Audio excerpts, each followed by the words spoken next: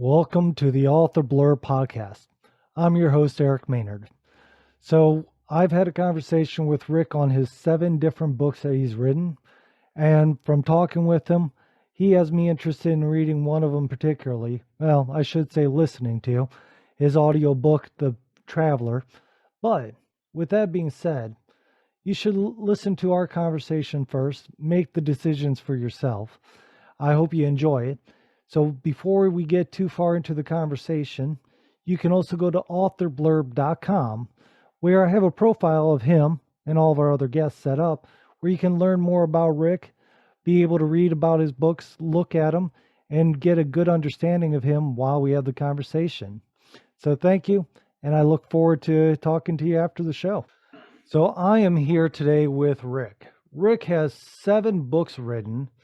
The Traveler's bestseller is a beautiful book. In fact, one that I found on Audible that I'm gonna probably be listening to in the next couple of days myself. But instead of me gushing over Rick's one book, what about we let Rick tell you about all the 7 books, a bit about himself, and get into a conversation. Rick, thank you for being here. Can you tell me a bit about yourself for the listeners to be able to get to know you? Sure. Glad to be here. God, a little bit about Rick. Rick leads a wild and exciting life, mostly in his head, like most authors do. Mhm. But I'm one of 9 kids, so there's a lot of us. And if you didn't make a name for yourself, you got lost in the crowd in this family.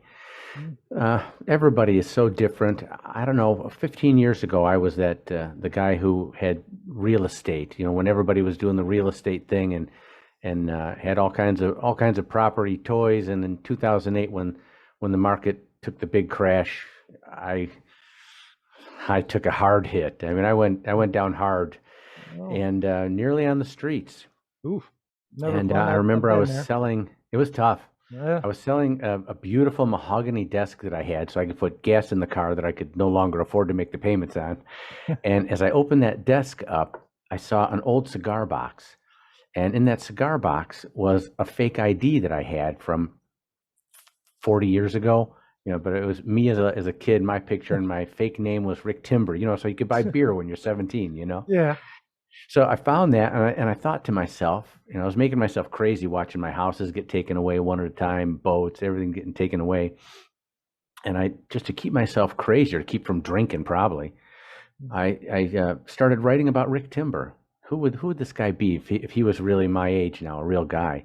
And I wrote 1 paragraph, and then 2, and before I knew it, I was writing chapter 2, and I was hooked already. I found this thing at age 50 years old.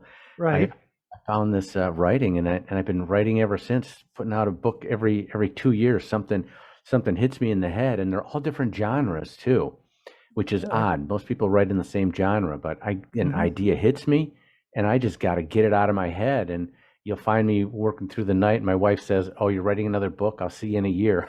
I disappear, and I'm just writing away. I got to get it out of my head. Right. So that's a little bit about me. Well, that sounds quite intriguing, and I understand. Now, personally, the one thing that caught my attention was the fact of you said that you were originally from Cleveland, Ohio, Yes. and I'm originally from Northwest Ohio myself, right out of a small farm town with one blinking light that no one's ever heard of. What is it? It's called Rising Sun, Ohio. You're right. I've never heard of it. Yeah, and the funny thing is your Traveler bestseller book is it's a teacher based out of Cleveland, Ohio. Yes. And that's originally what drew me to that book to start with. Is one, I love books from Ohio just because of me originally being Right. there. In fact, my first 2 books I wrote are based out of the little farm towns, Ohio. So, of course, everyone writes what they know is what Right. you hear a lot of times. Mm-hmm. So, with you being from Cleveland, Ohio, did you write that? Obviously, you started writing everything when you were in Florida, from what it sounds like, is where you're out Correct. of now. Correct. So, did you start the concept while you were in Cleveland and thinking about that, or what made you No. decide to set it in Cleveland? Gosh, I don't know. I know Cleveland. I love Right. Cleveland. Yes. And it was a time when Cleveland was going through a rough patch, and Hmm. it's about a high school history teacher, an average Joe, going through some pretty rough times. I just thought it'd be an ideal place with the schools were struggling, real estate was in trouble. It just was a good setting for the travelers. All right. Yeah. And like I said, I think Cleveland's a great town myself. So, and then you also have, what is it? The Other Side of the Glass. Hold on The once. Wrong Side of the The Wrong Glass. Side of the Glass, which is another popular book of yours that I'm seeing. Can you go in a bit about that book and then also tell me a little bit about the other books that you have out there? All right. Well, let's start with the Travelers, just since that one is my bestseller. All right. Travelers is about a high school history teacher, an average Joe, skinny guy, 50 years old, balding, going through a rough patch, as I was mentioning. He's divorced now, living on his own in an apartment, and he's a high school history teacher. And he finds out he has stage 4 cancer. So, bam! Now you got the whole bit, and he's in Mm-hmm. his classroom, and as the class is filtering in, he's just sitting at his desk, all quiet, and usually he has to quiet the kids down. Let's get things started. But this day, he's just staring down and struggling. And finally, 10 minutes of silence. The kids notice that what's going on. He looks up to realize everybody's looking at him, and he knows he's got to say something. He stands up and he's just looking at all the kids one at a time. Where do I even start here? And finally, he promises them that he'll try harder. I promise. I'll do better. I'll teach you more important things. I promise. And he just gets choked up trying to talk to these kids. Finally, he just waves them off. Go on, get out of here. The kids halfway through the class are dismissed out into the hallway, wondering what the hell's going on with this guy.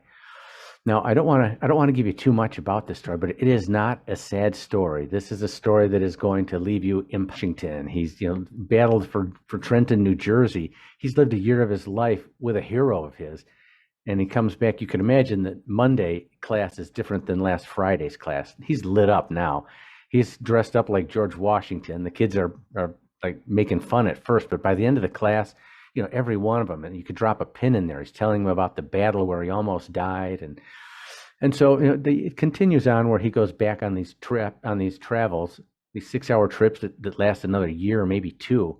What a way to extend your life. You got 4 months to live, but every Saturday you get another 2 years. He Well, crosses sounds the exciting. Nile with Cleopatra, and he Hmm. plays in music with Mozart. So this guy's living his best life and just lighting up these kids, and he's changing their lives. He's changing the lives of the faculty that just can't figure out where he got this passion for life. And then they find out that about the cancer diagnosis. But let me tell you this: from here, I don't want to tell you too much, but right here, I'm going to grab your heart. I'm not going to let it go, and I'm going to take you on a journey that's going to test your emotions. Not sad by any means, and I encourage any teacher, anybody who's ever had cancer, to read this story because it's my version of how it should be. And Understand. I'm going to stop there. I don't want to tell you too much more about the Travelers, but obviously that one lights me up, and I'm getting such great reviews on it. It's touching the hearts of other people as well. I was going to say there's a ton of great reviews on it. I've read the reviews for that book. Another popular book seems to be, is it Bobby's Cabin? Bobby's Cabin.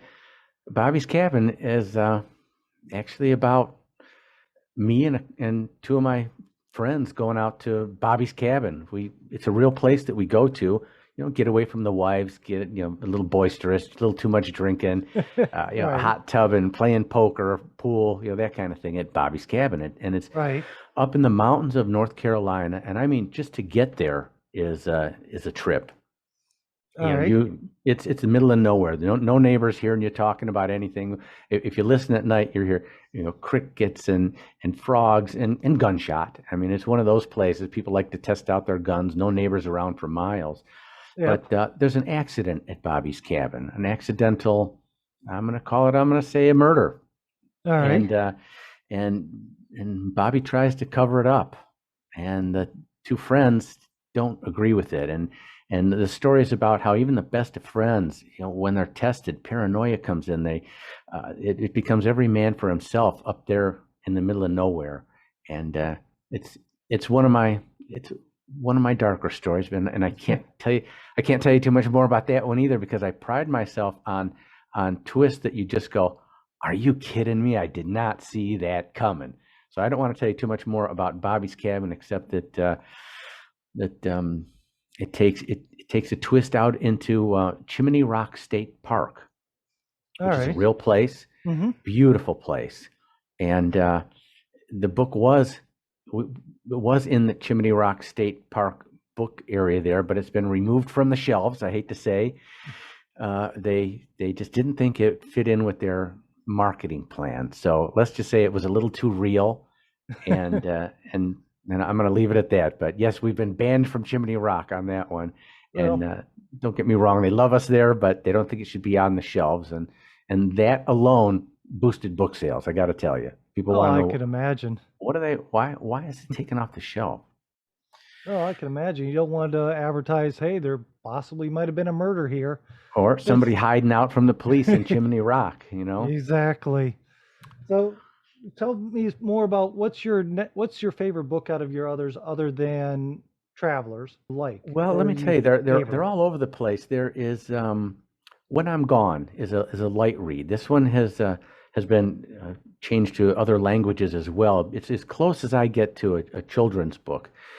The, In Your Dreams is about the afterlife. You know, there's a man. It opens up with a man trying to communicate with his wife. She's sitting around her computer, just just she recently lost her husband in a car crash, and she's 2 weeks into a new life. Oh my God, I'm alone. And he's trying to communicate with her. Maria, Maria, can you hear me? And of course she can't. And he realizes that his 8-year-old boxer can hear him. All of a sudden the ears come up and the box, girl, you can hear me? And he's trying to communicate with the dog. And as he tries to, he tries to pet the dog, his hands go right through. And as he's trying to communicate with the dog, he blacks out. And when he comes to, he's the dog. He Huh. is Murphy, the boxer, the 8-year-old boxer, but obviously he still can't communicate with her. He tries to say Maria, and roof comes out instead, and it just becomes an adventure of a human brain inside this boxer dog. And then the boxer goes outside having a ball, and a dragonfly lands in the middle of his nose. The same blackout happens again, and now he's the dragonfly. He takes off as a human brain inside this dragonfly, discovering, the world of the woods, and he has all kinds of challenges with birds like to eat me. You know what I mean? Right. And so it continues on and on. And this whole time he's thinking, how do I get back to Maria? And he just has this very interesting life as a fish, a squirrel. And this is one of these books that you read and you can't help laughing at my weirdness because I'm a pretty strange guy, and then you throw me into the body of a squirrel or an ant, and I'm going to take you to some pretty interesting places. So that one has been translated into Arabic most recently, All and right. it's in schools in Jordan, all the way across the globe. So I'm really thrilled with that one. Well, that's interesting. And So, then you switch all the way around to The Wrong Side of the Glass, which is completely dark. And the right. same people can't read all my books. This one is much too dark. And you're going to have to give me some kind of a sign if I'm talking too much, You're perfectly fine. This taking is too all much about you. time. Tell everybody exactly about your books, about what you have. As long as we stay under an hour, I'm happy. So Okay. please tell us all about it. Okay. So The Wrong Side of the Glass is about a pretty crazy woman. She has intermittent explosive disorder. Gwen is her name. And her husband is a very understanding husband, and just deals as best he can with her brilliance and her.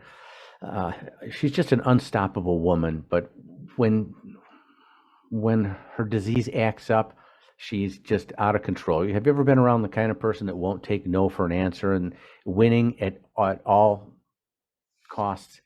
Well, Yep. the idea for this book came. I was actually with my wife eating at a restaurant, and we're talking. Are you married? Oh yeah, I'm married.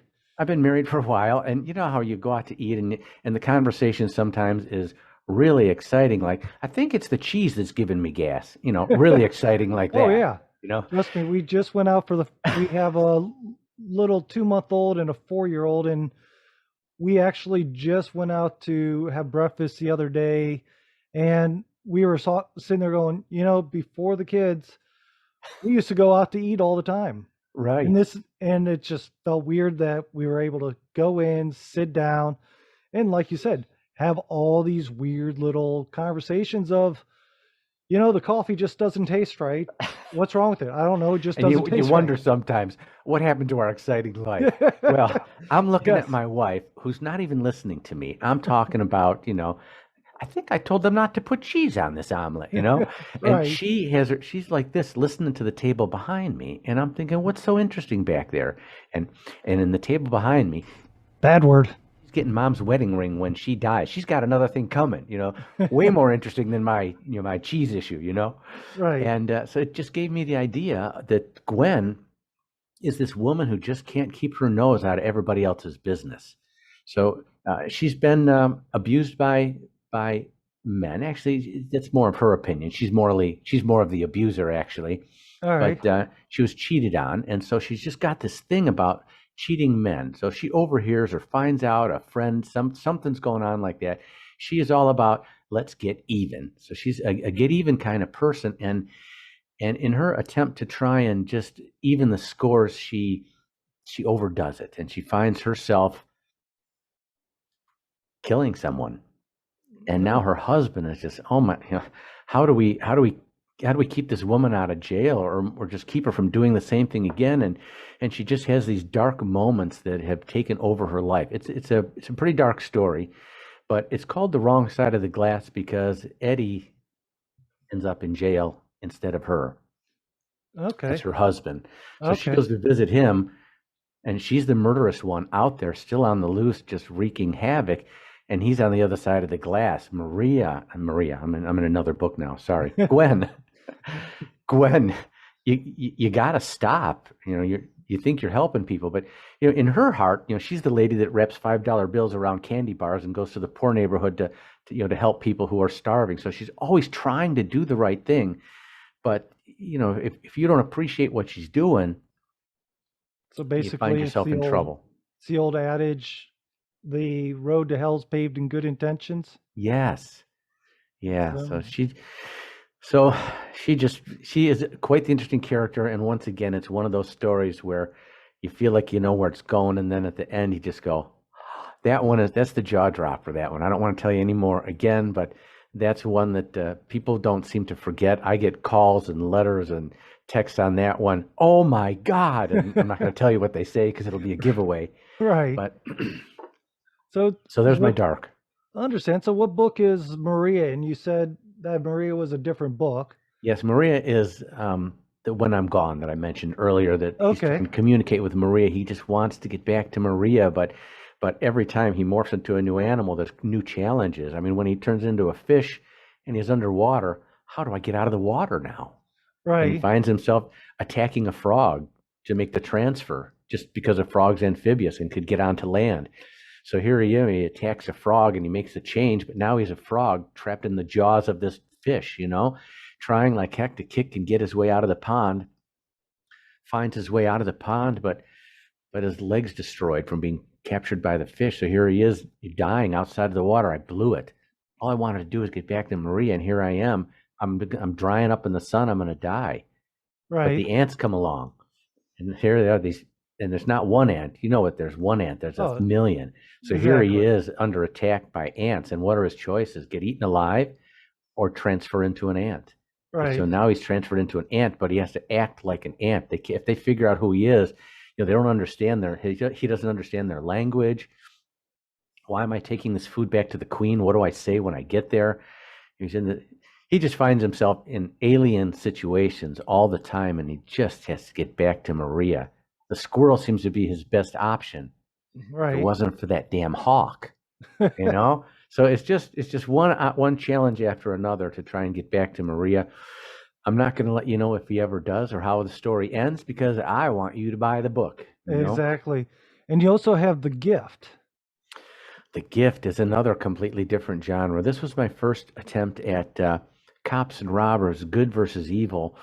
And this is the one where, well, this is an invention. There's Hoyt, invents a device that you are able to put in your ear, and he's learned through exactly the right nutrition, a high-pitched sound, and he's figured out that if you can get your heart rate up to 135 beats per minute, you open up this spot in your brain that allows you to retain everything you hear, as long as this certain high-pitched sound is made at the same time. So he's got this invention that he's patenting. It's in patent, but somebody else knows about it as well. His investor is now turned against him and has locked him up, wants him to sign over everything to him. So meanwhile, he's locked up. His wife wants to know, my husband's been kidnapped, but the police don't necessarily believe because they've had some domestic issues at the house. I think your husband has just left you, So Right. she has to find the best friend, and the two of them do whatever they can. They're trying to find him. Meanwhile, he's locked in a storage facility, trying to escape. So it's just this whole thing of let's save Hoyt before they kill him or they take away his. He finds out that they want more. They're not just going to take over his idea and become the keeper of this multi-million-dollar invention. They can't leave him alive afterwards, and they find out that's the plan. And not going to tell you about that one either, but another fun and surprising twist. And the moral of the story sometimes is perfect memory a gift or a curse? Always a good question there. Yeah. So now on your website, I was Mhm. scrolling through today and I saw that you have an interview that you did that you have posted on the video there. And you started off saying you're a legend, at least in your own mind. A legend in my own mind. Well, Yes. that's a little bit of a joke, but I've decided that I am a legend in my own mind, and you have to believe in yourself first, don't you? I imagine your first interview, you were shaking at that microphone, just thinking, "Am I worthy?" And Well, obviously, you yeah. are. And that was me too. Gosh, you know how scary it is to write down your personal thoughts and then let everybody read them. And then you go on the internet and perfect strangers that they could say whatever they want. And when you're hiding behind a keyboard, you're pretty brave. Right. So I've had to learn to take the good with the bad. And I have some good reviews, but on the Travelers, 4.9 out of 5-star rating, hundreds of reviews. But there's that one person that rated me a 1-star that I just want to strangle. Well, But you got to get over that.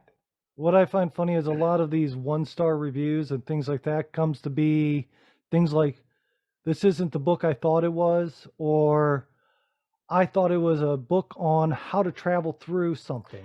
Not Right. so. Right. I mean, some of those 1-star ratings you have to be very cautious of. Yeah. But they always also say never read the ratings, or the reviews. But you have to read them to understand what people are thinking. Right. But yeah, I mean, like you said, it's a 4.9-star rating. You have a ton of reviews. It's highly liked book. I mean, If you're talking about doing the Travelers, do the Audible. There's the guy. I went through quite a few people, and I found Adam R. Watson. What a voice like butter. And I just love how he does it. I have 21 different characters in that book, and he does George Washington, Cleopatra. God, you should hear him. I'm just so pleased with him. I had so many different people that I tested out for it. I thought about doing myself, but I found that I sounded all nasal. You're so critical of yourself. right. And I found him, and he's actually the reader for all my books. I'm just so pleased with him. So check him out if you get a chance to do it on Audible. I'm a big fan of Audible. I like to drive, and sometimes you could be an aggressive driver. Am I in the fastest lane? And you're switching. If I put on an Audible book, I just cruise. I take my time, and I'm in no hurry. Trust me, between Audible and Chirp, I use them both quite a bit. Just get through, and heck, I'd say one with having a family, having just a full plate during the day. If Yeah. I have probably a stack of books that I have to read, I think it's under 100 books, but my wife swears it's over. But I have that list of books that I have to read before she'll even allow me to buy anymore. Yeah, that's And fair. and it's been probably a good 2 years since I've had that stack. So Yeah. I get through a lot of books thanks to Audible and the Yep. audiobooks. Yep. So yeah, I mean, and I did listen to the sample for The Traveler on Audible Mm-hmm. today, and you are right. The narrator has a fantastic voice. He does. I'm actually looking forward to when I get to basically chance to listen to it. Good. So now you have you have a immense imagination, it seems. Where do you start pulling these ideas from? What makes you think about these things? Or is it just random, you know, I just came up with this idea, it sounds good and No, Eric, it's life. I mean, out there. I mean, the airport. My right. God, you go to the airport and you just make up a story about The people twitchy guy? who just do the funniest thing, or the very serious guy who's always on the phone and he talks way too loud and he thinks everybody cares about his conversation, or the Right. bum on the street who knows stuff that you and I have no clue exist. And I just see these people everywhere, and I imagine what their story's like.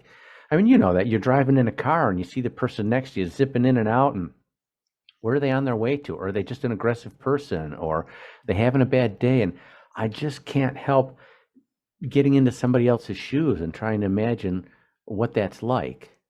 I don't I know. understand. And I'm getting that right now with what I'm working on. So trying to put myself out into a whole different, like you said, a new genre.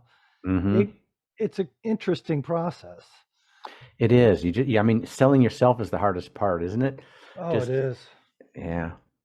Anyway, I am just having a blast lately with this. It took me 4 books before I was able to say author Rick Incorvia. You think, well, I'm a writer, or I'm trying to do this, and at some point you finally realize, wow, I'm an author, and that's when I started joking with a legend in my own mind. And it's really, Right. it's to sell myself. I have doubts all the time. Is this Oh, good enough to put out? But what I'm finding is if you play it safe, nobody cares. right. You gotta put it out there and say the things that you think and not just the things that you think other people want to hear. It took me a long time to figure out that no matter how weird you think you are, there's other people that are like, yeah, yeah, that. And if you're too safe, you're like blah blah blah, next guy. But Right. the honesty and the dark stuff that you only think about coming out seems to attract a cult following, if you will. Yep. Oh yeah, and the funny thing I find is people. I was talking with one of my buddies, and we were discussing. And he goes, Eric, you're kind of a weird guy. He goes, I said, yeah. Thank you. I said, yeah, basically. I said, it seems like all the people I get along with have Hmm. either some level of weirdness to them, and the weirder you are, not like scary weird, but just kind of Sure. strange weird. Yeah. I tend to be more drawn to being your friend just for the fact of I know that I'm Yeah. not always right in the head. And And you know what? It wasn't always like that in high school. We didn't think it was going to be like that, but here we are. The little bit more the people with the idiosyncrasies are the more interesting people now. oh yeah, I and I mean, agree. Being your own person, not following what you think everybody wants. Looking at it, I have when I used to be more on social media, people would always comment, "Well, wow, you have all this stuff going on. We thought you were really weird, or we thought you were hmm. just a odd kid." And I had people say that, and I'm like, I was an odd kid. Yeah. I always had different thoughts in my head, and until I became secure in my own mind Right. to put down things, because when I was growing up, you would always get together and you would tell stories between your friends. If it was, hey, let me tell you this story, or of course, being guys, let me tell you about the date with this girl. And in all truth, well Yeah. enough, all that happened was you got to hold her hand. She kissed you on the Right. cheek, but that holding hand It was became, glorious. Yeah, yes, we do have a tend to exaggerate, don't we? especially when we're telling our buddies or our friends about a date or some girl, or Or yeah. the fight we got in. Boy, when you tell the story later, didn't you fight a whole lot better in your own story? Oh, yeah. I whooped 12 people. So I told him, you Yeah, you ever exactly. touch my sister again. Yeah. Yeah, trust me, Yeah. yeah, that's how it goes. So another thing that my wife jokes with about me, I always say, don't let the truth get in the way of a good story, because I have a tendency to exaggerate, And so she'll look at me and go, "There you go again. Don't let the truth get in the way of a good story." Well, doesn't every good writer at least exaggerate a bit or quite a I bit? hope so. I mean, unless it's nonfiction, I guess. But what else do I Oh, like to say? One other. True genius often requires temporary insanity. I've heard that. I don't know where from. God, I thought it was me. I might have heard another Maybe I switched it variation around a of it, bit. but I've But heard something similar to that. So, yeah.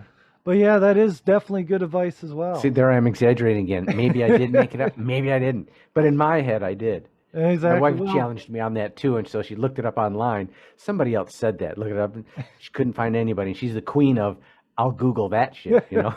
right. So she didn't find anything. So I've just now decided that's mine. Well, there you go. There you go. So you can coin that phrase. So what else? You have other things coming along. I believe I do. yeah. So can you tell us or give an insight of what you have coming? So if Sure. people want to find them or be prepared for them. I'm about halfway into something called Everything I Ever Wanted. And I really, really want to make a good living being an author. I want people to anticipate my next book, and I want to do well. Who doesn't? Right. But wanting it is one thing. I want to take the steps, like being on the author blurb, things where I Right. could get more notoriety. Well, I also took a course that is helps me plan the next 5 years of my life. What do you want to be doing in 5 years? And it was really difficult for me to think that. What do I consider? What is success? What does it look like? And I mean, I really struggled with it. Right. Does it? Am I sitting in an office writing books all day? No. One of the things that I want to travel the world, and maybe I'm in Spain now at 2 months because I can afford it to be at this really cool place, and I'm writing a book about what I'm seeing here, and then I want to be able to afford to do different things, and I mean I have other forms of income, but I want it to be through people interested in my next book, and Right. the reason I'm saying that is because the 5 year future, in order for me to nail it down a bit, I really had to think, what does it look like? So I decided my next book, Everything I Ever Wanted, is about me waking up in a hospital 5 years from now, and I don't know who I am. And I Right. have to discover what is this 5 year. I'm told that I have everything. I'm a lucky man. I have everything I've ever wanted, but what is it? I don't even know. My wife comes in. I don't even recognize her. She has to tell me who I am, tell me all about myself. I'm going to introduce you. These are your children. So I meet my children and my grandchildren again for the first time, All right. and I've actually talked to them on the phone for real, and I've said, look, you're in my next book, and I've forgotten who you are. I have amnesia. I'm in a hospital, and you have to try and remind me who I am to you. And that's really brought out something cool. Where one of my grandkids wrote me back, Grandpa, remember the time you did the buried treasure in my backyard, and we had that treasure map? And so they're telling me real memories from me, which I'm learning what was important to them, so that I could be a better grandfather. Right. And I want to be the best grandfather I could be. I want to be the best father I could be. Brother, sister. I'm not going to be a sister. Well, That's popular these days, but I'm not going to do it. yeah, understand. Or the best husband. So here I am 5 years from now. I am all those things because right now, I'm deciding I'm going to be. So now I'm trying to imagine 5 years from now, I am that person, and people are telling me about me. Who are you? So they're feeding into me all the things that I am. And one of the catches in the book that I thought was kind of brilliant is, to learn more about me, my wife makes the suggestion, why don't you read your own books? Right. So well into the book, she suggests this, and finally she's willing. I'm home from the hospital now, and she's willing to leave me alone for the first time in this house that I've had, but I don't remember anything about it.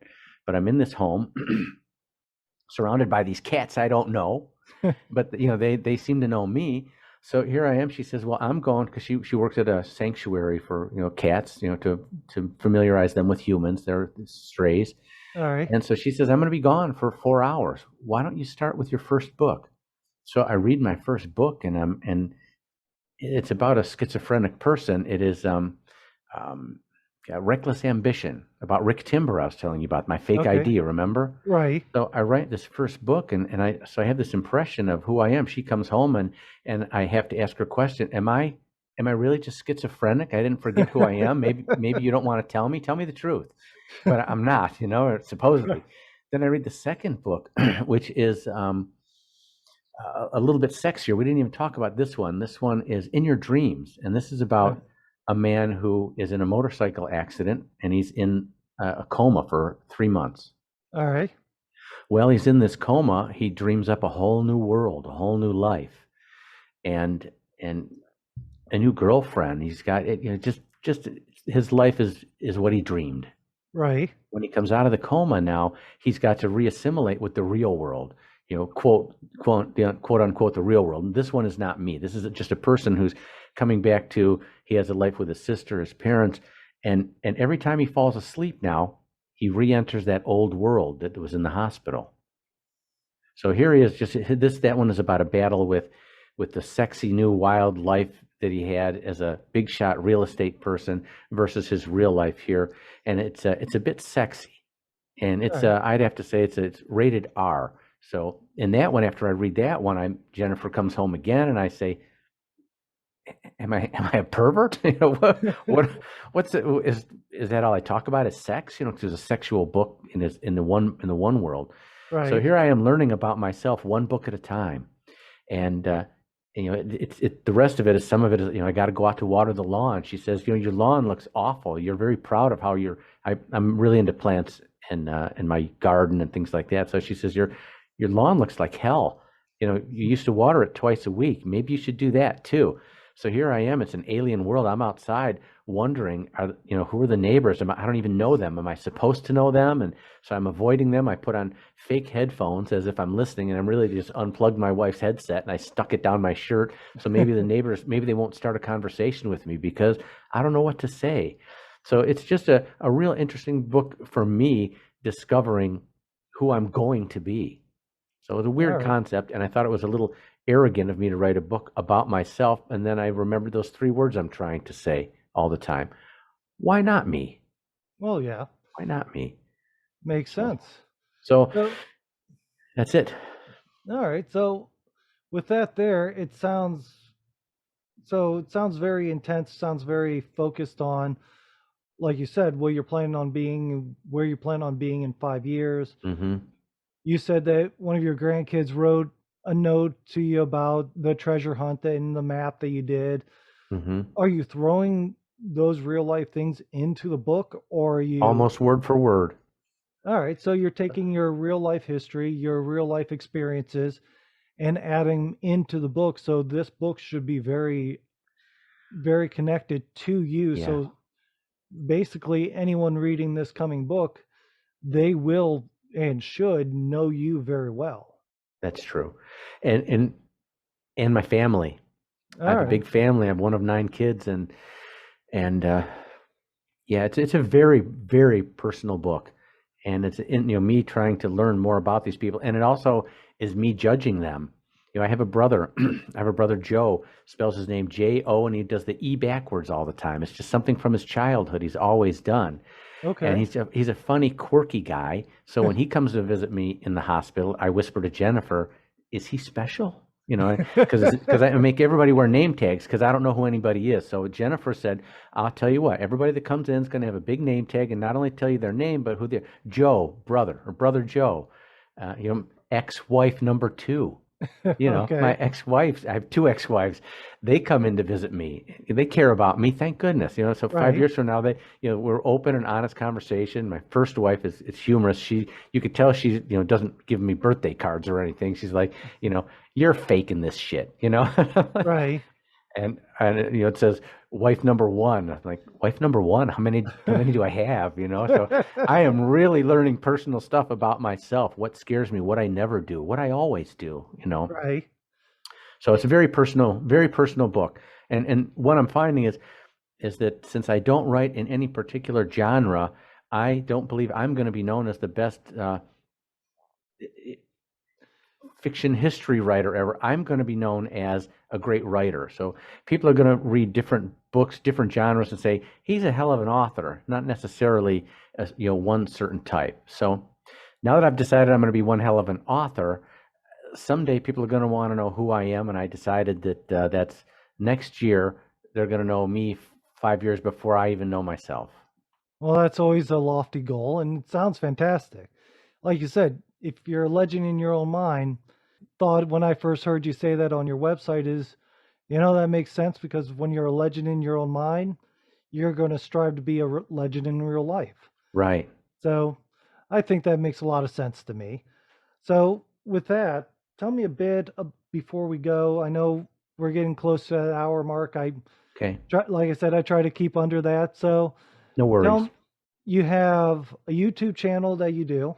Yes. You have your website. You have help people find where to find you, because you have a profile on authorblurb.com. Your links and all this will be in the show notes as well. And Okay. we just basically, I like some people, they just rather hear it. So can you tell them where to find you, where to reach you Sure. out? Well, you could put in author Rick Incorvia, and I'll be all over the place, and you could decide where you want to pick. I like to send people to my website, which is www.authorrickincorvia.com.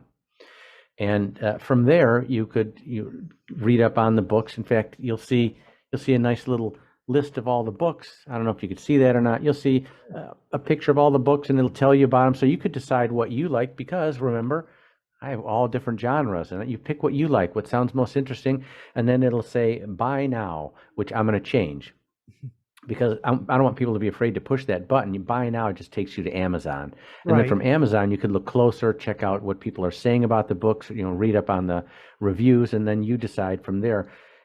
But I think you'll have some fun on my website as well. It's a little bit more personal about me. There's a blog on there that tells how I pick characters, and one of the weird things I do is all my characters. I told you one of my books I have 20 different characters. I make a collage while I'm doing my book of a picture of my character that I find online. I find somebody that I think looks like who represents my character. There's the tall, bald-headed, strong guy who's the cop, and so I'll find these people. So every time I look at them, it gives me just one more who that person is, so I could feel what they're feeling. I could describe them, and anyway. I'm going to start rambling again, and we're probably near the end. But let's take them to the website, and from there, or just put in author Rick Incorvia. And I found there's another Rick Incorvia who writes books. So author Rick Incorvia, look for this smiling face. You'll see pictures, and just make sure it's me. And have fun reading the books or listening to them. And feel free to reach out to me. I'd love to talk with anybody who's interested in talking to me. Well, sounds perfect. And if anyone's scared to get the wrong Rick Incorvia, again, you can go to the show notes where the links are going to be. You can go to authorblurb.com. There's a profile with his smile right there, and all of his links as well. Plus, you can also find this podcast there as well. So, Rick, I appreciate it if you can hold on for a moment. I'm going to stop the recording. This is where everybody else hears the end of our conversation, but you and I are going to talk a little bit more. Well, let me thanking you. I really appreciate the opportunity here today. Well, thank you again for being here. All right. So that was the conversation. I had a great time having it. I hope you enjoyed listening to it. So if you get a chance, go to authorblurb.com where you can see Rick's profile. You can also find all of his information, like I said, in the show notes. But authorblurb.com does have where you can get all the information on previous guests and upcoming guests.